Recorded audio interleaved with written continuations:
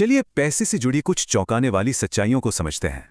ज्यादातर लोग मानते हैं कि अमीर बनने के लिए बहुत स्मार्ट होना जरूरी है, पर क्या ये सच है? सीधी सी बात है, पैसे का खेल दिमाग का है, नंबरों का नहीं। ये आपके व्यवहार पर निर्भर करता है। असल में पैसा कमाना इस बात पर कम निर्भर करता है कि आप कितने होशियार हैं। ये सब आपके बर्ताव का खेल है।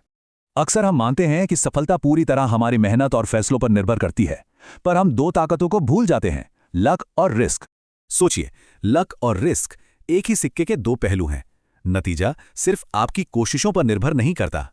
बिल गेट्स का उदाहरण लेते हैं। उनका ऐसे स्कूल में जाना जहां कंप्यूटर था, ये 1 in a million लक था।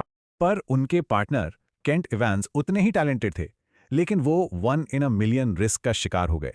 एक और गलतफहमी है, और ज्यादा पाने की चाहत। ये खतरनाक साइकिल है, क्योंकि और की कोई सीमा नहीं होती। मतलब जो आपके पास है और जरूरी है, उसे उस चीज के लिए दांव पर न लगाएं जिसकी आपको जरूरत नहीं है। अमीर और दौलतमंद होने में फर्क समझना जरूरी है। अमीर होना दिखता है, दौलतमंद होना छुपा रहता है। असली दौलत वो है जो दिखती नहीं। ये वो पैसा है जो आपको अपनी शर्तों पर जीने की आजादी देता है। तो असली दौलत बनाने का राज क्या है? जवाब बड़े रिटर्न्स में नहीं, बल्कि कुछ और ही है। 81.5 बिलियन डॉलर्स, ये बहुत बड़ी रकम है। पर दिलचस्प ये नहीं कि कितनी है, बल्कि ये कि आई कहां से। ये वॉरेन बफेट की नेटवर्थ का वो हिस्सा है जो 65 की उम्र के बाद आया। उनका सीक्रेट सिर्फ स्किल नहीं, बल्कि टाइम था। इसी को कहते हैं कंपाउंडिंग का जादू। छोटी शुरुआत भी समय के साथ हैरान करने वाले नतीजे दे सकती है। पैसा बनाना और उसे बनाए रखना दो बिल्कुल अलग स्किल हैं। एक के लिए आपको रिस्क लेना पड़ता है, दूसरे के लिए बचना।